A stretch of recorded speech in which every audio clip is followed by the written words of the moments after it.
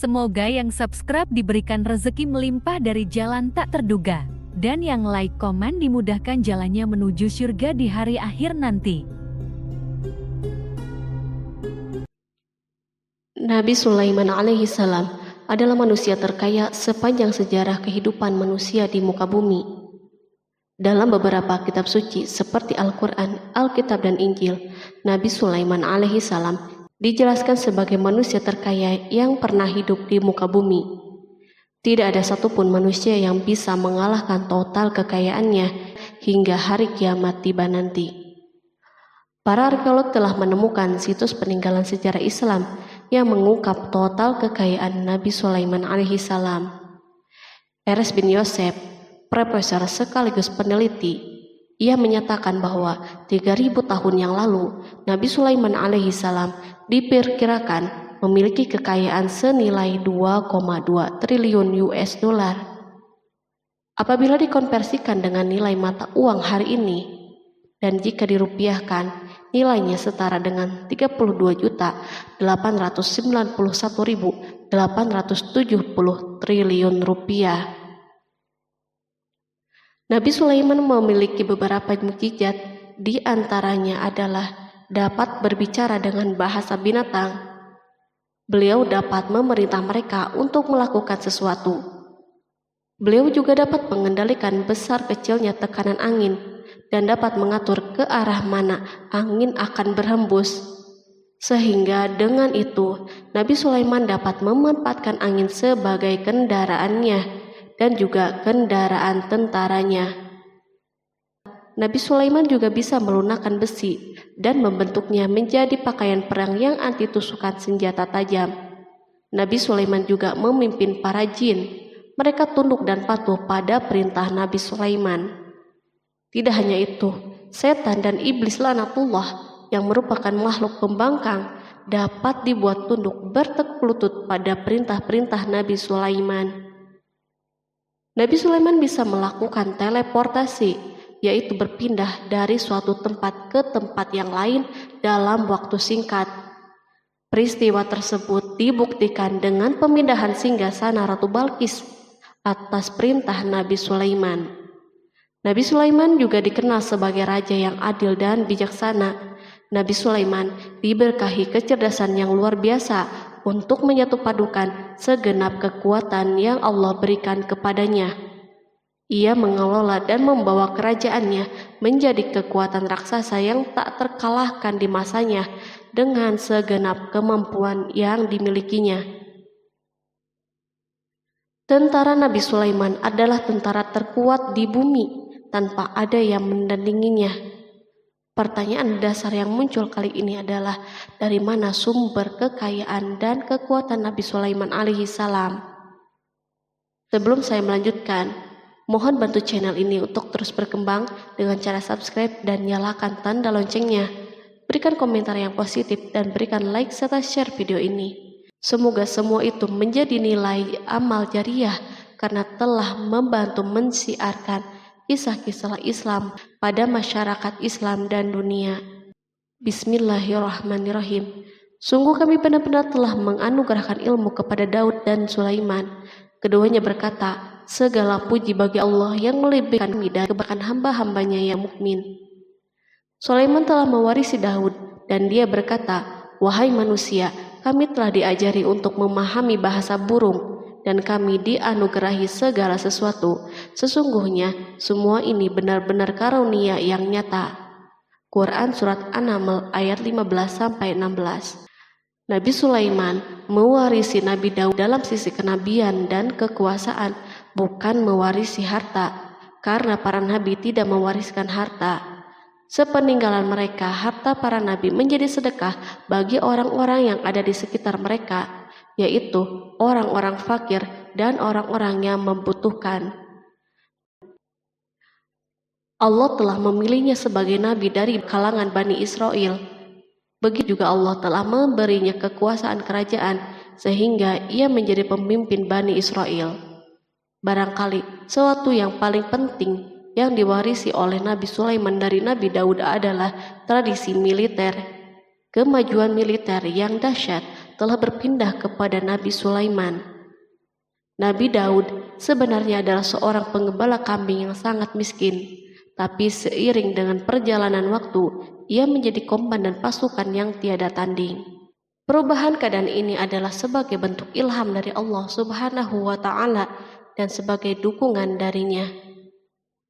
Daud mengetahui bahwa kekuatan yang hakiki yang mengatur alam semesta adalah kekuatan Allah Subhanahu wa Ta'ala. Kehadiran Nabi Daud mengubah keadaan pasukan Bani Israel, di mana mereka sebelumnya lari jika berhadapan dengan musuh, maka kini keberadaan mereka mulai diperhitungkan. Di masa hidupnya, Daud mengalami peperangan yang sangat banyak, namun Al-Quran tidak menceritakan secara terperinci akan hal tersebut. Dan kami kuatkan kerajaannya. Quran Surat Shad ayat 20. Ayat tersebut berarti bahwa Daud belum pernah terkalahkan dalam peperangan yang diikutinya. Di samping dukungan yang Allah Subhanahu wa Ta'ala berikan kepada Daud, juga pasukannya dan rakyatnya, di mana mereka adalah orang-orang yang bertauhid dan menyerahkan diri kepada Allah Subhanahu wa Ta'ala. Allah Subhanahu wa Ta'ala mengungkapkan kepada Daud hal-hal yang menjadikan pasukannya memiliki keistimewaan yang dengannya mereka dapat mengalahkan pasukan-pasukan yang lain yang ada di bumi saat itu. Allah Subhanahu wa Ta'ala berfirman, dan kami telah melunakkan besi untuknya. Quran Surat Saba ayat 10. Sebenarnya baju besi yang dibuat untuk orang-orang yang hendak berperang cukup mengganggu gerakan mereka. Kita bisa membayangkan ketika ada dua orang yang berperang, yang satunya dapat bergerak dengan bebas, sementara yang lain tidak leluasa bergerak. Namun dengan kekuasaan Allah, Nabi Daud dapat melunakkan besi dan dapat membuat darinya baju besi yang ringan. Ini adalah kemajuan penting yang Allah berikan kepada Daud dan tentaranya. Kemajuan ini kini dimiliki oleh Nabi Sulaiman. Demikianlah Sulaiman memiliki pasukan yang dahsyat yang melebihi pasukan manapun di bumi saat itu. Bahkan Allah Subhanahu wa Ta'ala menambah karunia-Nya kepada Nabi Sulaiman. Dan Sulaiman telah mewarisi Daud dan dia berkata, "Hai manusia, kami telah diberi pengertian tentang suara burung dan kami diberi segala sesuatu. Sesungguhnya ini benar-benar suatu karunia yang nyata." Quran Surat An-Naml ayat 16. Pada suatu hari, Nabi Sulaiman menengadahkan tangannya dan berdoa kepada Allah Subhanahu wa Ta'ala. Antara hati Nabi dan Allah tidak ada penghalang, tidak ada jarak, tidak ada sekatan waktu, dan tak ada seorang pun dari para nabi yang berdoa kepada Allah kecuali doanya pasti terkabul. Kejernihan hati ketika mencapai puncak tertentu, maka ia akan menggapai apa saja yang diinginkan di jalan Allah Subhanahu wa Ta'ala. Dalam doanya Nabi Sulaiman berkata, "Ya Tuhanku, ampunilah aku dan anugerahkanlah kepadaku kerajaan yang tidak dimiliki oleh seorang pun sesudahku." Quran Surat Shad ayat 35. Sulaiman menginginkan dari Allah Subhanahu wa Ta'ala suatu kerajaan yang belum pernah diperoleh oleh siapapun setelahnya. Allah Subhanahu wa Ta'ala mengabulkan doa hambanya Nabi Sulaiman dan memberinya kerajaan tersebut.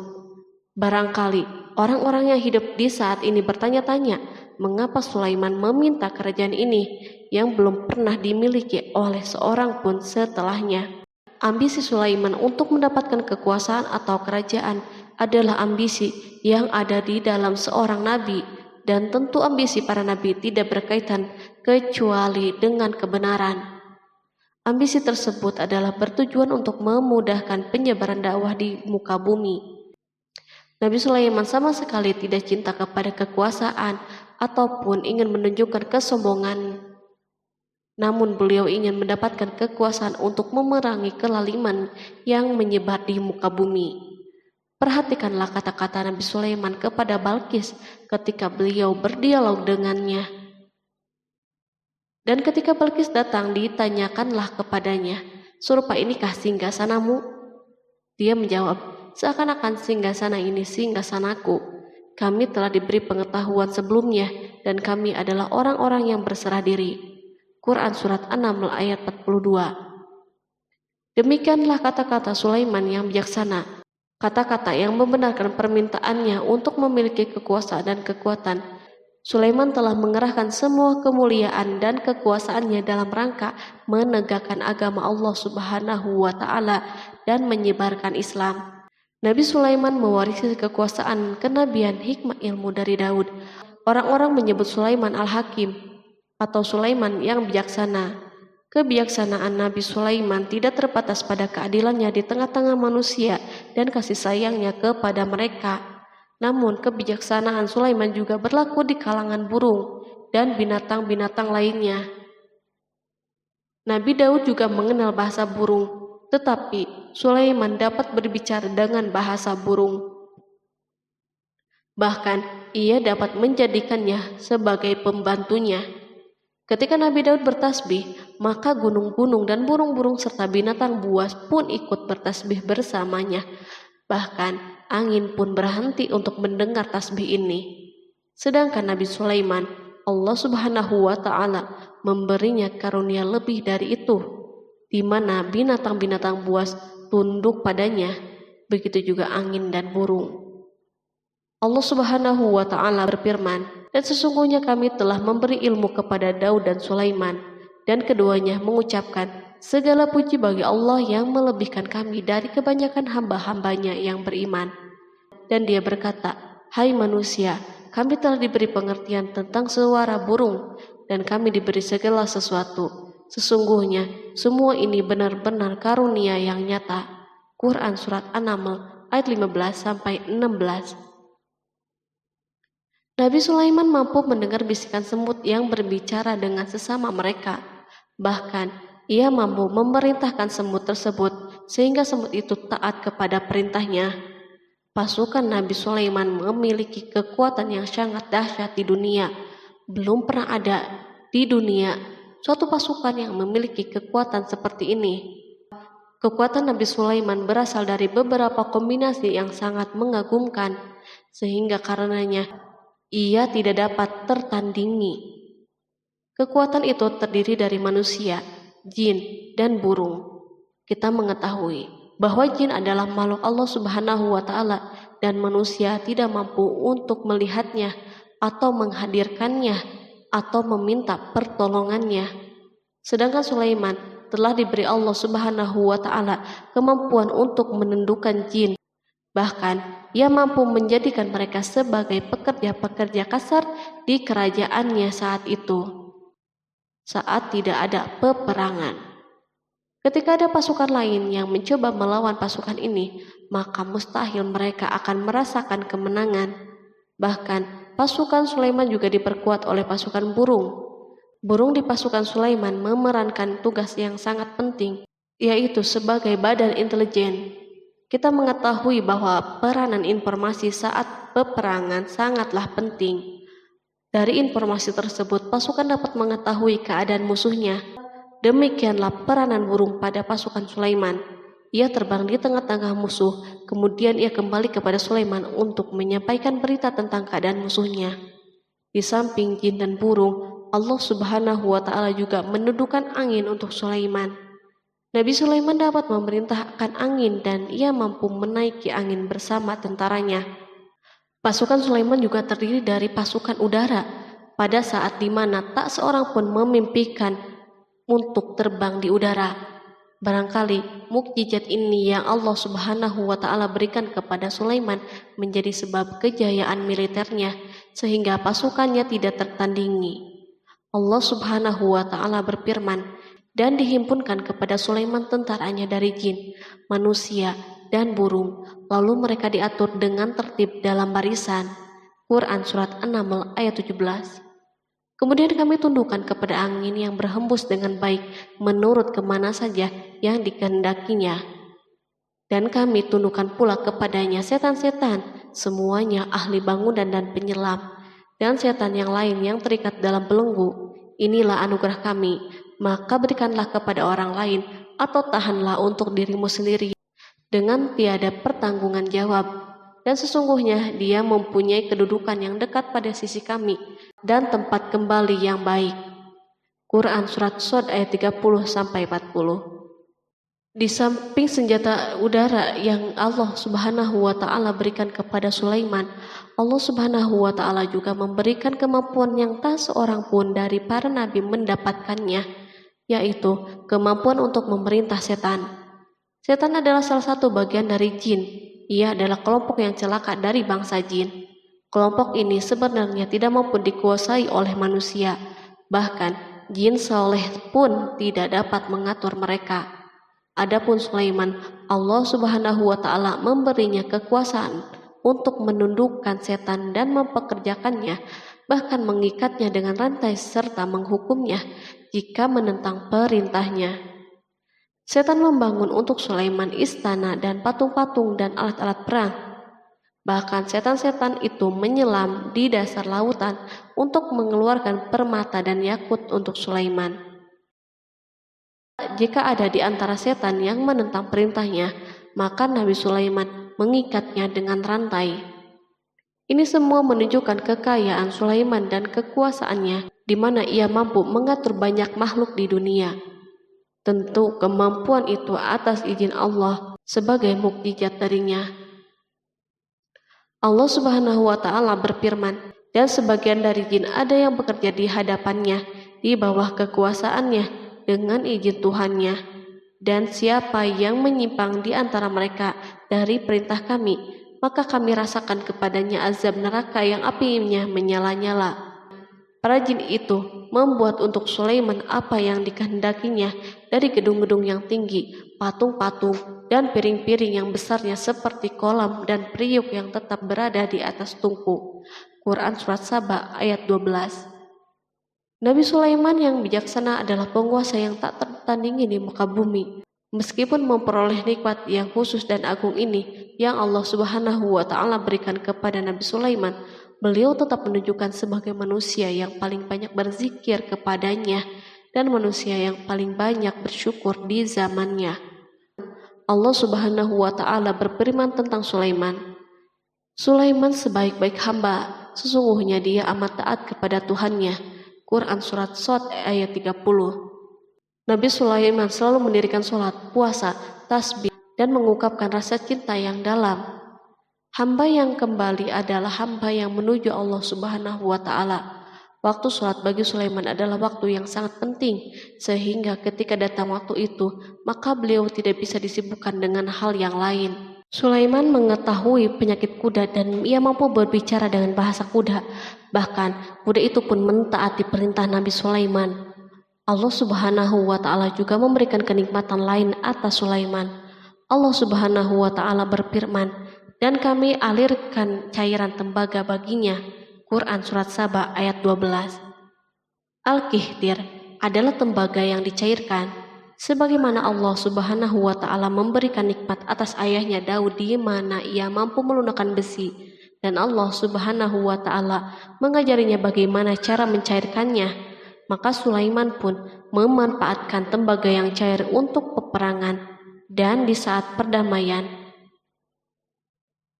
Pada saat peperangan, beliau mencampur tembaga dengan besi dan membuat darinya perunggu. Mereka menggunakan senjata-senjata perunggu dalam peperangan seperti pedang, baju besi, dan pisau.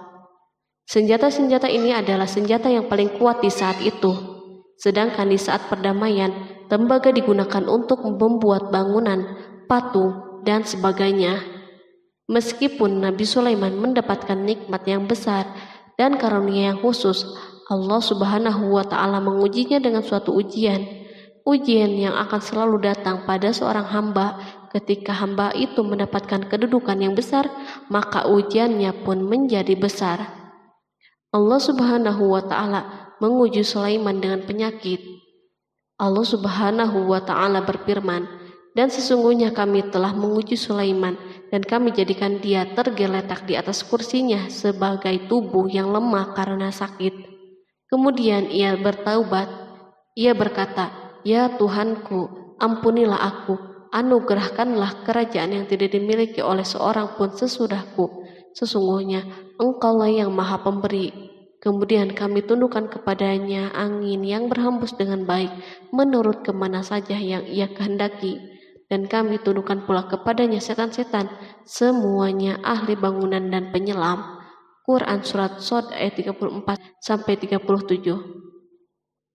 Sulaiman diuji dengan penyakit yang sangat keras, di mana Toran saat itu tidak mampu mengatasinya.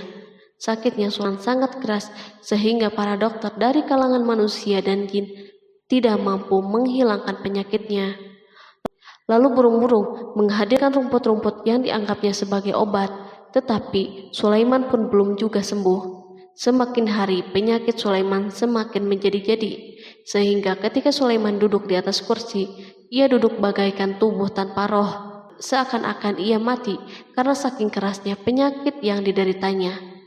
Sakit yang diderita Sulaiman terus berlanjut untuk beberapa saat.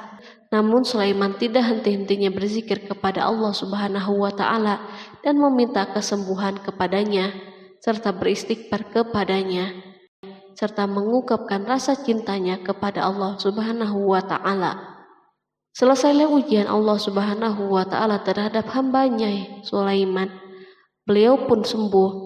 Kini Sulaiman merasakan kembali kesehatannya setelah mengetahui segala kejayaannya dan segala kekuasaannya serta segala kebesarannya tidak lagi mampu menghilangkan penyakit yang dideritanya, kecuali jika Allah Subhanahu wa Ta'ala menghendakinya. Dan sesungguhnya kami telah menguji Sulaiman dan kami jadikan dia tergeletak di atas kursinya sebagai tubuh yang lemah karena sakit. Quran Surat Shod ayat 34. Kata jasad dalam bahasa Arab diungkapkan atas sesuatu yang kehilangan kehidupan atau kesehatan. Nabi Sulaiman telah membangun masjid atau tempat beribadah sehingga manusia menyembah Allah Subhanahu wa Ta'ala di dalamnya. Rumah ini menunjukkan keunggulan seni arsitektur dan seni pahat. Orang-orang yang membangun rumah ini berjumlah puluhan ribu orang. Tentu setiap kelompok dari mereka memiliki pekerjaan masing-masing. Di antara mereka ada yang mencairkan tambang, ada yang menjadi tukang pahat, ada yang membelah batu, ada yang memotong-motong kayu, ada yang mendatangkan rumput-rumput dari Libanon, dan ada yang melelehkan emas dan menjadikannya lempengan-lempengan yang mengkilat untuk menutupi kayu dan menutupi dinding.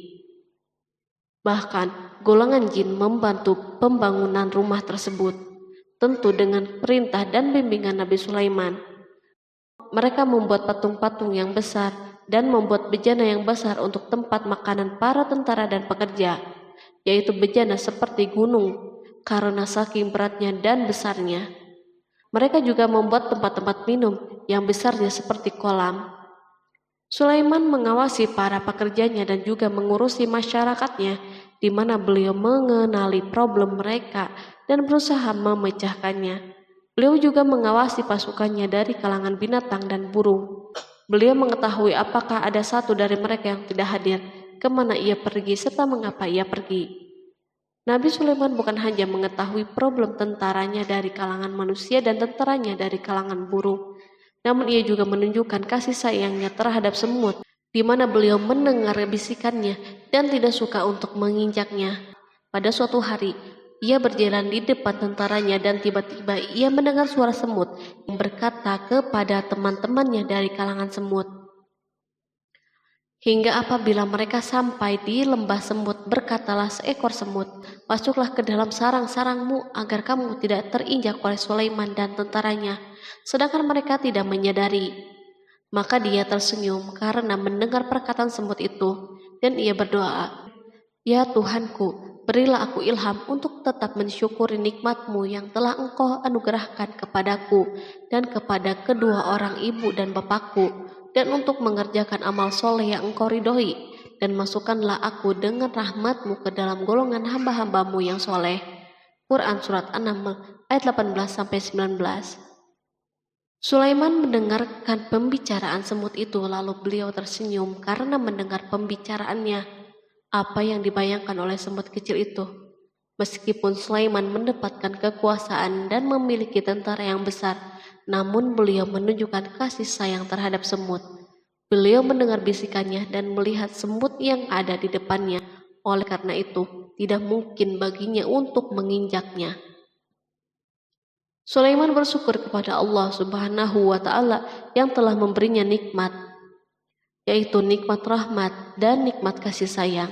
Di samping itu, Sulaiman orang yang paling kaya di dunia, di mana istananya terbuat dari kayu-kayu gaharu yang memiliki bau yang harum, dan istananya terbuat dari emas dan terkadang dari kristal. Beliau juga memiliki kursi besar yang dibuat dari emas dan permata. Istana Sulaiman merupakan istana yang paling besar di dunia. Sulaiman menggunakan pakaian dari emas dan permata. Meskipun demikian, Sulaiman tetap menunjukkan sebagai hamba yang berserah diri dan rendah diri kepada Allah Subhanahu wa Ta'ala dan kepada manusia. Nabi Sulaiman yang merendahkan dirinya di hadapan Allah, dan ia selalu sujud kepada Allah sebagaimana ayahnya yang selalu bertasbih kepada Allah. Sulaiman selalu melantunkan lagu-lagu cinta ilahi dan hanya memuji Allah Subhanahu wa Ta'ala. Pada suatu hari, Nabi Sulaiman mengeluarkan perintahnya kepada pasukan untuk bersiap-siap. Sulaiman keluar memeriksa pasukannya satu demi satu. Pasukannya diteliti. Kelompok yang pertama adalah kelompok manusia. Sulaiman memerintahkan kesiapan mereka, lalu Sulaiman mengeluarkan perintah-perintahnya. Kemudian Sulaiman memerintah kelompok jin dan menyampaikan perintah-perintahnya. Beliau memenjarakan jin yang tampak bermalas-malasan saat bekerja.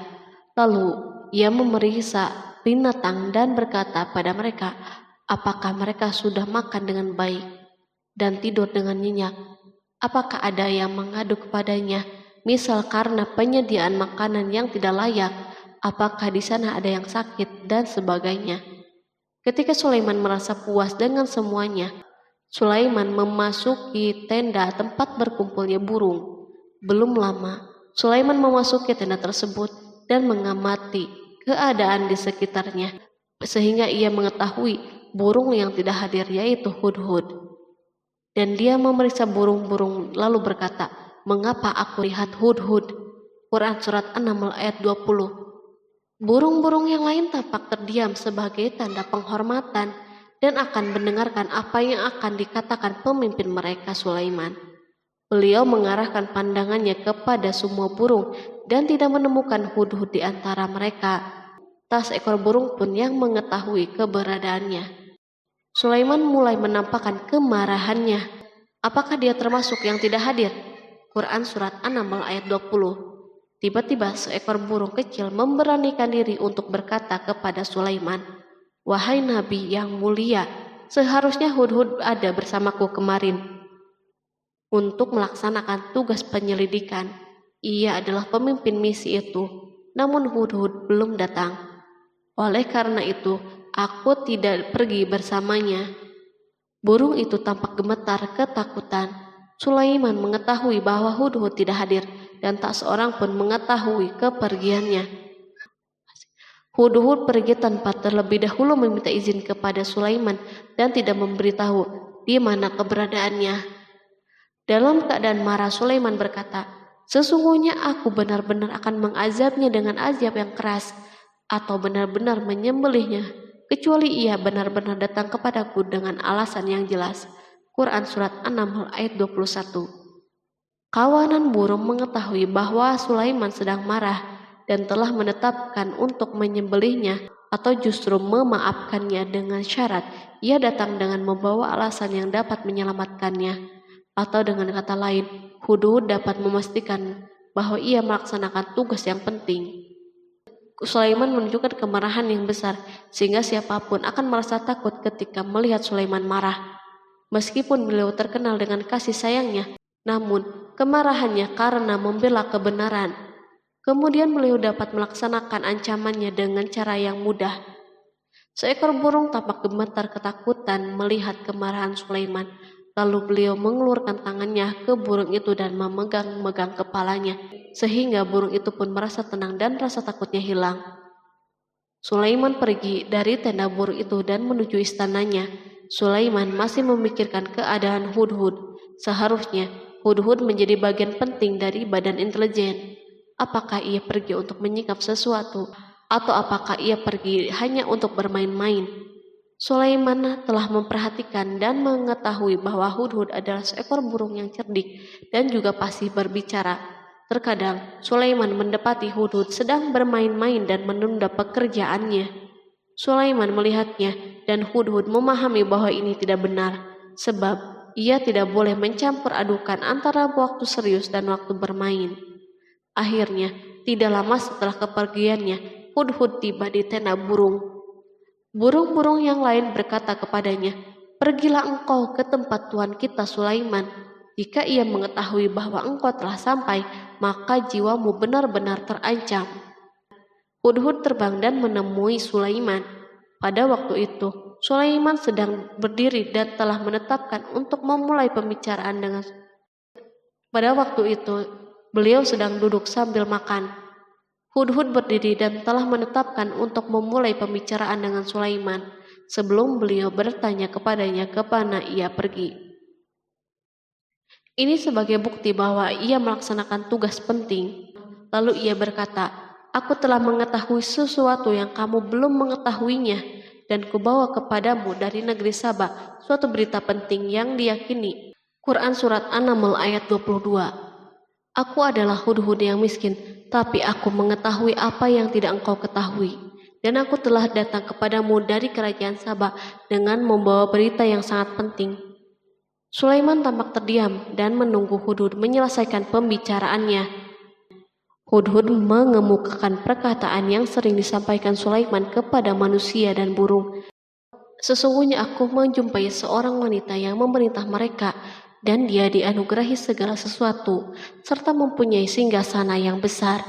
Aku mendapati dia dan kaumnya menyembah matahari selain Allah, dan setan telah menjadikan mereka memandang indah perbuatan mereka, lalu menghalangi mereka dari jalan Allah, sehingga mereka tidak dapat petunjuk, agar mereka tidak menyembah Allah yang mengeluarkan apa yang terpendam di langit dan di bumi, dan yang mengetahui apa yang kamu sembunyikan dan apa yang kamu nyatakan. Allah tidak Tuhan yang berhak disembah kecuali Dia, Tuhan yang mempunyai arsy yang besar. Quran Surat An-Naml ayat 23-26. Hudhud diam sejenak dan Sulaiman merasa bahwa Hudhud menunjukkan kefasihan lisannya dan berbicara dengan baik kepadanya. Hudhud mengemukakan perkataan yang sering disampaikan Sulaiman kepada manusia dan burung. Jelas sekali bahwa Hudhud mengulangi perkataan pemimpin kita Sulaiman sebagai usaha yang terakhir untuk memperoleh kasih sayang Sulaiman dan agar beliau puas dengan penjelasannya itu. Sulaiman berkata sambil menunjukkan senyum manis di wajahnya, "Akan kami lihat apakah kamu benar ataukah kamu termasuk orang-orang yang berdusta." Quran Surat An-Naml ayat 27. Hudhud ingin mengatakan, "Aku tidak bohong, wahai Nabi yang mulia." Namun, diamnya Sulaiman membuatnya takut, sehingga ia pun terdiam. Sulaiman terdiam karena berpikir, lalu memutuskan sesuatu. Setelah itu, beliau mengangkat kepalanya dan meminta secari kertas dan pena. Sulaiman segera menulis surat singkat dan menyerahkannya kepada Hudhud serta memerintahkannya, "Pergilah dengan membawa suratku ini, lalu jatuhkanlah kepada mereka. Kemudian berpalinglah dari mereka, lalu perhatikanlah apa yang mereka bicarakan." Quran Surat An-Naml ayat 28. Al-Quran langsung menyebut keadaan kerajaan Balqis yang saat itu sedang membaca surat tersebut di depan para pembesar kerajaannya dan para menterinya. Berkata ia Balqis, "Hai pembesar-pembesar, sesungguhnya telah dijatuhkan kepadaku sebuah surat yang mulia. Sesungguhnya surat itu dari Sulaiman, dan sesungguhnya isinya dengan menyebut nama Allah yang Maha Pengasih lagi Maha Penyayang, bahwa janganlah kalian berlaku sombong terhadapku, dan datanglah kepadaku sebagai orang-orang yang berserah diri." Quran Surat An-Naml ayat 29-31. Dalam surat Sulaiman itu disebutkan, hendaklah mereka menyerahkan diri dan tunduk kepada perintahnya. Sulaiman memerintahkan agar mereka meninggalkan penyembahan terhadap matahari. Sulaiman tidak mempersoalkan akidah mereka dan tidak memuaskan mereka dengan apapun. Sulaiman hanya memerintahkan bahwa ia berada di atas kebenaran. Bukankah ia didukung kekuatan yang berlandaskan keyakinan yang dimilikinya? Sulaiman hanya memerintahkan mereka agar tunduk dan patuh kepadanya. Ratu Saba menyampaikan surat tersebut di tengah-tengah kaumnya. Berkata dia, Balkis, "Hai putra para pembesar, berilah aku pertimbangan dalam urusanku ini. Aku tidak pernah memutuskan sesuatu persoalan sebelum kamu berada di majelisku." Quran Surat An-Naml ayat 32. Sementara itu, reaksi para pembesar istana adalah menentang surat tersebut. Isi surat itu membangkitkan kecongkakan kaum Saba, di mana mereka merasa lebih kuat. Mereka mengetahui bahwa di sana ada orang yang mencoba menantang mereka dan mengisyaratkan peperangan kepada mereka. Lalu ia meminta kepada mereka untuk memenuhi syarat-syaratnya sebelum terjadinya peperangan dan kekalahan. Mereka menjawab, "Kita adalah orang-orang yang memiliki kekuatan dan juga memiliki keberanian yang sangat dalam peperangan, dan keputusan berada di tanganmu. Maka pertimbangkanlah apa yang akan kamu perintahkan." Quran Surat An-Naml ayat 33. Para pembesar kaumnya ingin berkata, "Kita siap untuk melaksanakan peperangan." Tampaknya ratu memiliki kebijakan yang lebih baik daripada pembesar kaumnya. Surat Sulaiman itu membuatnya berpikir lebih jernih dan hati-hati. Ia berusaha sebisa mungkin menghindari peperangan. Ratu itu berpikir dalam tempo yang lama. Nama Sulaiman tidak diketahuinya, dan ia pun belum pernah mendengarnya. Oleh karena itu, ratu tidak mengetahui kekuatannya. Boleh jadi Sulaiman memiliki kekuatan yang dahsyat sehingga mampu memerangi kekuasaannya dan mengalahkannya. Kemudian ratu memperhatikan apa yang ada di sekelilingnya. Ia melihat kemajuan masyarakatnya dan kejayaannya. Barangkali ia mengira bahwa Sulaiman iri terhadap kemajuan dan kekayaan ini, sehingga Sulaiman ingin menyerangnya. Setelah mempertimbangkan isi surat Sulaiman dengan cermat, Ratu Saba memilih untuk tidak bersikap ceroboh. Ratu itu lebih suka untuk menggunakan bahasa-bahasa kelembutan. Ia mengirim kepada Sulaiman suatu hadiah yang besar. Ratu mengira bahwa Sulaiman seorang yang ambisius, yang boleh jadi ia telah mendengar tentang kekayaan kerajaannya. Para utusan pergi dengan membawa hadiah dari Ratu Saba. Ratu berharap agar mereka dapat memasuki kerajaan Sulaiman dan akan mengetahui kondisi kerajaannya. Saat mereka pulang, Ratu ingin mendengar secara langsung dari mereka tentang keadaan kaum Sulaiman dan pasukannya. Setelah mendapatkan informasi yang cukup, maka Ratu dapat membuat suatu keputusan yang tepat. Ratu menyembunyikan apa yang terlintas dalam dirinya, lalu ia berbicara kepada pembesar istananya bahwa ia dapat menyingkap niat jahat Raja Sulaiman melalui cara mengirimkan hadiah kepadanya. Ratu lebih memilih cara tersebut dan menunggu reaksi Sulaiman. Ratu berhasil memuaskan para pembesar istananya dan untuk sementara menghilangkan ide untuk berperang. Karena para raja jika menyerang suatu desa, maka pemimpin desa tersebut adalah orang yang paling banyak mendapatkan kehinaan dan cercaan. Akhirnya para pembesar kaumnya merasa puas dengan pikirannya itu.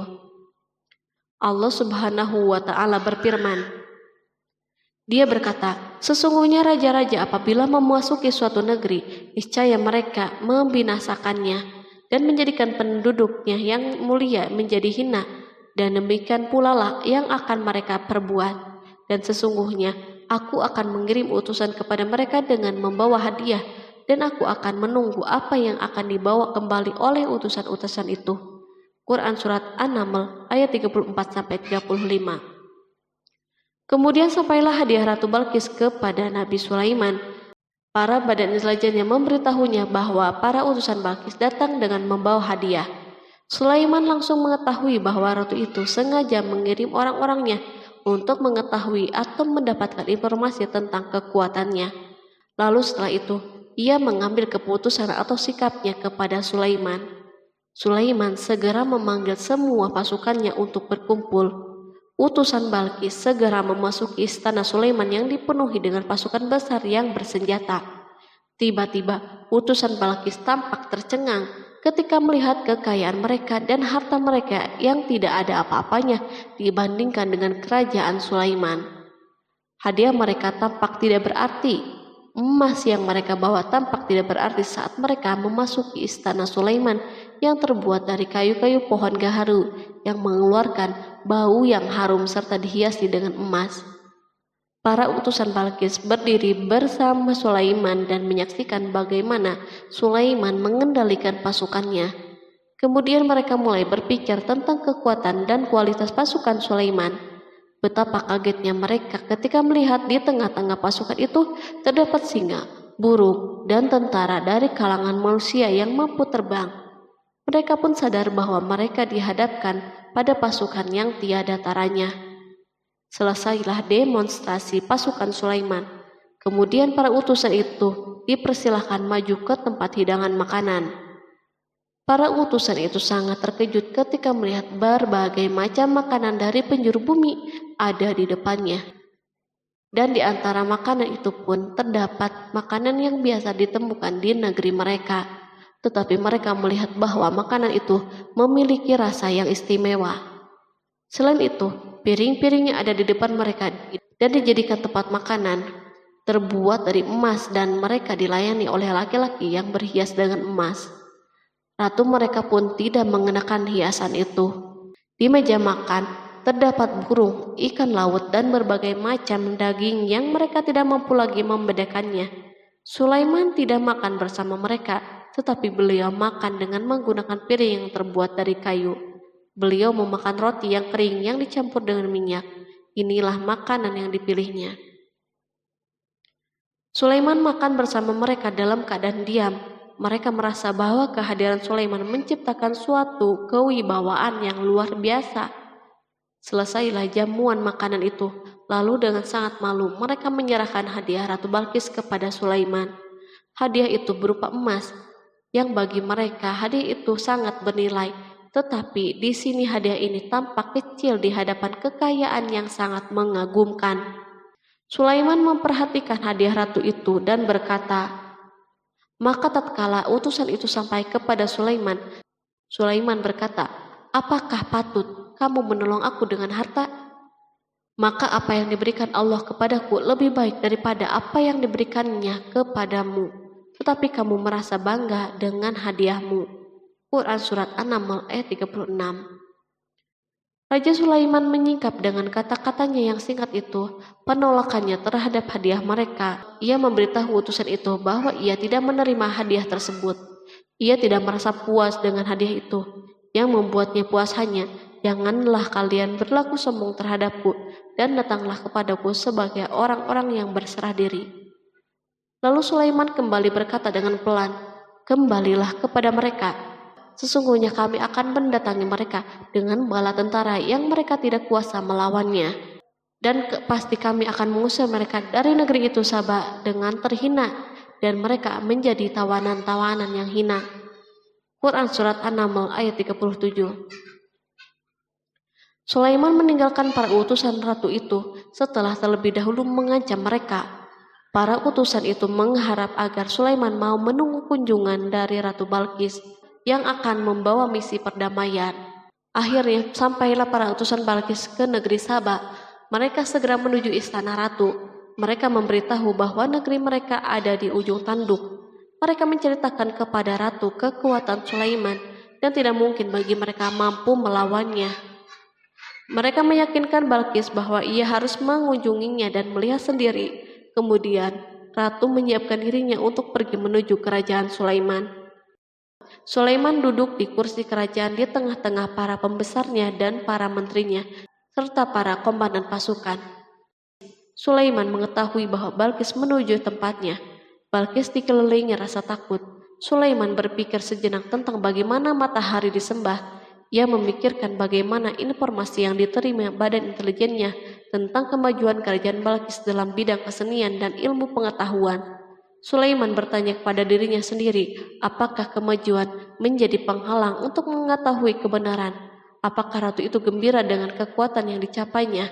Dan ia membayangkan bahwa kekuatan adalah segalanya. Dengan kemajuan yang dimilikinya, Sulaiman ingin membuat kejutan agar ratu mengetahui bahwa Islam yang diyakini oleh Sulaiman adalah satu-satunya yang mampu mendatangkan kemajuan dan kekuatan yang hakiki. sehingga ia dapat membandingkan antara keyakinannya dalam menyembah matahari beserta kemajuan yang dicapainya dan keyakinan Sulaiman juga beserta kemajuan yang diraihnya. Para intelijen Sulaiman telah memberitahunya bahwa hal yang sangat disegani dan dikagumi oleh kaum Balkis adalah singgasana Ratu Balkis. Singgasana itu terbuat dari emas dan batu mulia. Singgasana tersebut dijaga oleh para penjaga yang sangat disiplin, di mana mereka tidak pernah lalai sedikit pun. Oleh karena itu, sangat tepat bila Sulaiman menghadirkan singgasananya di sini, di kerajaannya, sehingga ketika ratu tiba, maka ia dapat duduk di atasnya. Sulaiman ingin membuat kejutan kepadanya dan menunjukkan bahwa kemampuannya tersebut yang berlandaskan pada keislamannya. Sulaiman melakukan yang demikian itu dengan harapan agar si ratu tunduk kepadanya. Ide ini terlintas dalam diri Sulaiman, lalu ia mengangkat kepalanya dan menoleh kepada anak buahnya.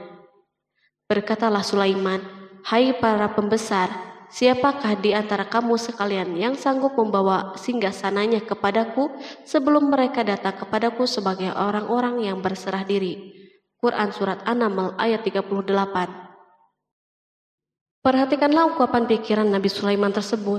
Semua pemikirannya berkisar tentang keislaman para penyembah matahari, tentang bagaimana beliau dapat memberikan petunjuk kepada mereka di jalan Allah. Yang pertama menjawab pertanyaan Sulaiman itu adalah Ifrit dari kalangan jin, yang Allah Subhanahu wa Ta'ala telah menundukkan mereka kepada Sulaiman.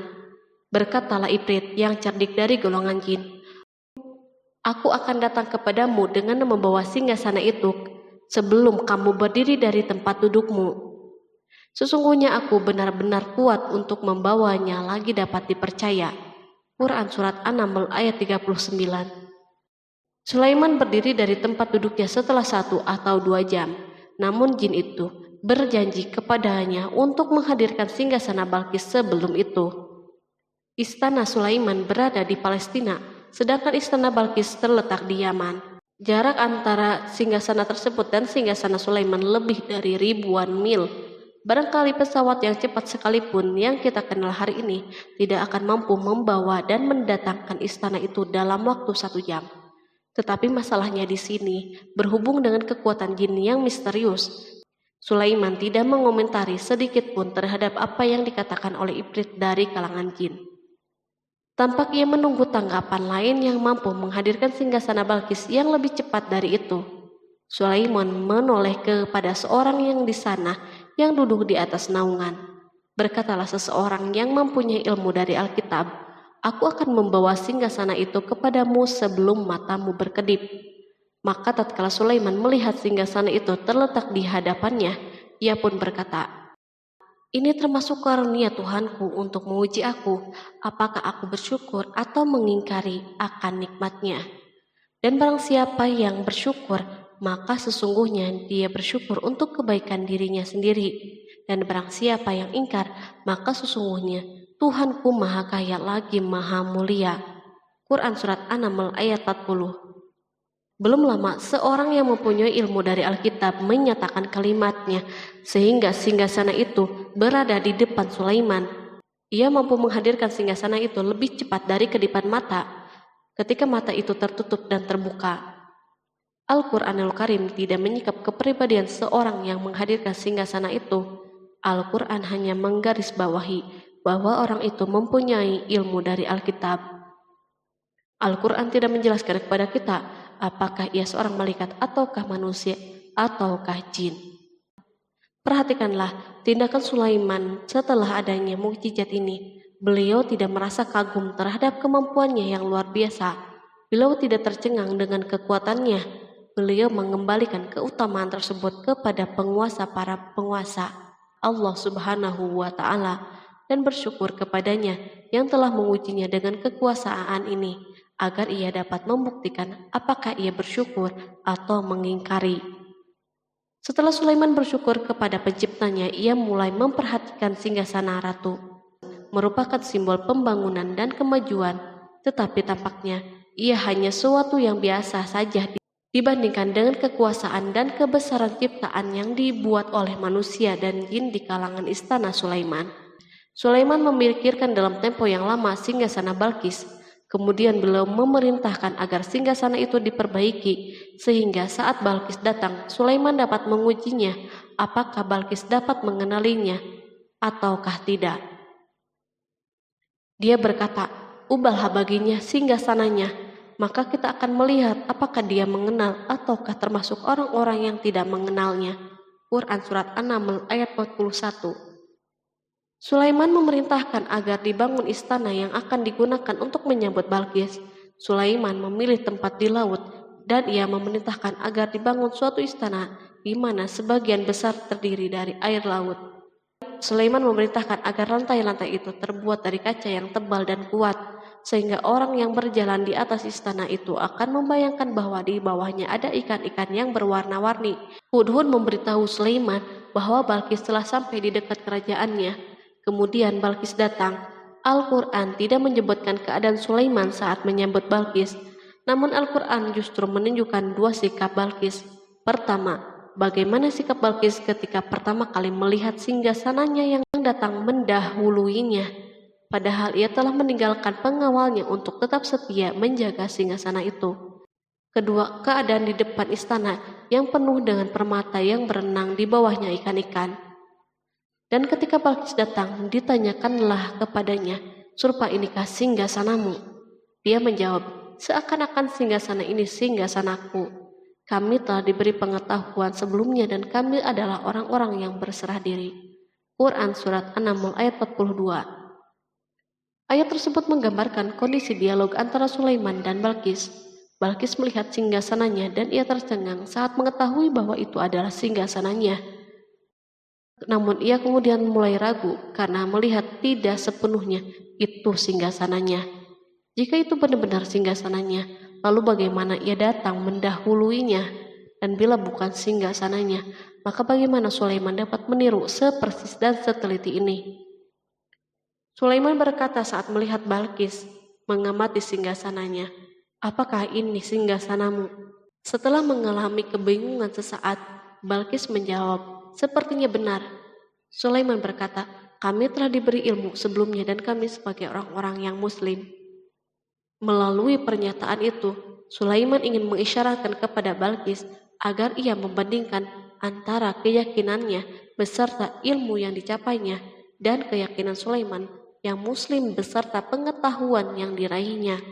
Penyembahan terhadap matahari dan pencapaian ilmu yang dicapai oleh Balkis tampak tidak ada apa-apanya dibandingkan dengan ilmu Sulaiman dan keislamannya. Sulaiman telah mendahulinya dalam bidang ilmu karena keislamannya. Karena itu sangat mudah baginya untuk mengungguli Balkis dalam ilmu-ilmu yang lain. Demikianlah yang diisyaratkan pernyataan Sulaiman kepada Balkis. Ratu Saba itu mengetahui bahwa ini adalah singgasananya, di mana singgasana itu datang lebih dahulu daripada dirinya. Beberapa bagian darinya telah diubah saat Balkis masih berjalan menuju tempat Sulaiman. Ia berpikir kemampuan apa yang dimiliki oleh Nabi Sulaiman. Balkis tercengang melihat apa yang disaksikannya yang merupakan buah dari keimanan Sulaiman dan hubungannya dengan Allah Subhanahu wa Ta'ala. Sebagaimana Balkis tercengang ketika melihat kemajuan dalam bidang pembangunan seni dan ilmu, maka ia lebih kagum lagi saat melihat hubungan yang kuat antara keislaman Sulaiman dan ilmu serta kemajuannya. Dan apa yang disembahnya selama ini selain Allah mencegahnya untuk melahirkan keislamannya, karena sesungguhnya dia terdahulu termasuk orang-orang yang kafir. Bergoncanglah dalam benak Balkis ribuan hal. Ia melihat keyakinan kaumnya runtuh di hadapan Sulaiman. Ia menyadari matahari yang disembahnya merupakan ciptaan Allah Subhanahu wa Ta'ala, di mana dia menggerakkannya untuk hamba-hambanya. Lalu terbitlah matahari kebenaran pada dirinya. Hatinya diterangi oleh cahaya baru yang tidak akan tenggelam seperti tenggelamnya matahari. Masa keislamannya hanya menunggu waktu. Balkis memilih waktu yang tepat untuk mengumumkan keislamannya. Allah Subhanahu wa Ta'ala berfirman, dikatakan kepadanya, "Masuklah ke dalam istana."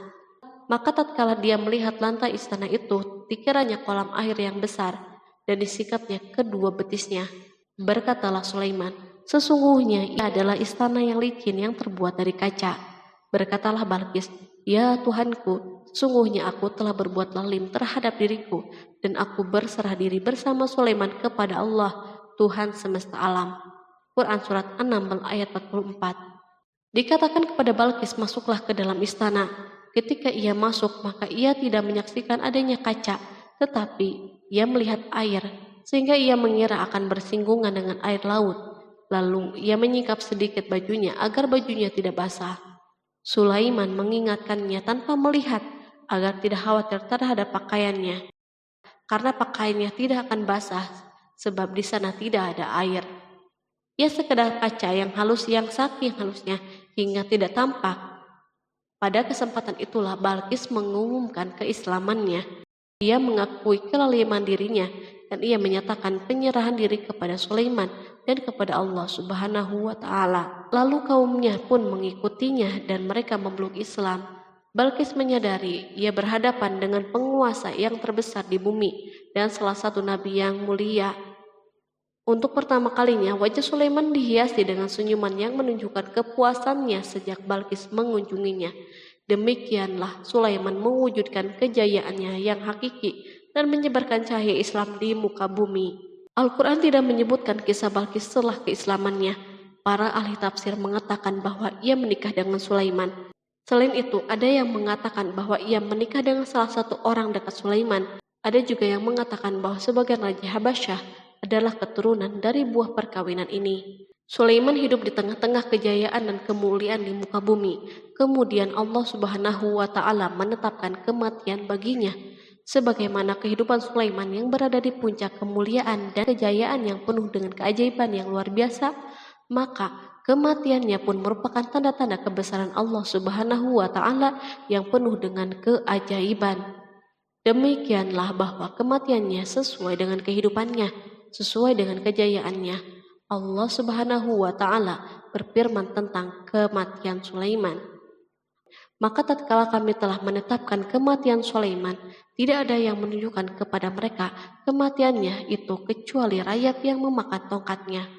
Maka tatkala ia telah tersungkur, tahulah jin bahwa kalau sekiranya mereka mengetahui yang gaib, tentulah mereka tidak akan tetap dalam siksa yang menghinakan. Quran Surat Saba ayat 14. Kemampuan Nabi Sulaiman untuk menundukkan jin dan mempekerjakan mereka serta hubungan mereka dengannya, semua ini menimbulkan fitnah di tengah-tengah manusia dalam hal tertentu. Dan kematian Sulaiman merupakan batasan atau jawaban terhadap fitnah ini. Kami tidak mengetahui siapa yang mengklaim bahwa jin mengetahui hal yang gaib. Kami tidak mengetahui siapa yang bertanggung jawab terhadap tersebarnya isu yang keliru ini. Yang kita ketahui adalah bahwa hal tersebut tersebar dan mempengaruhi sebagian manusia dan jin.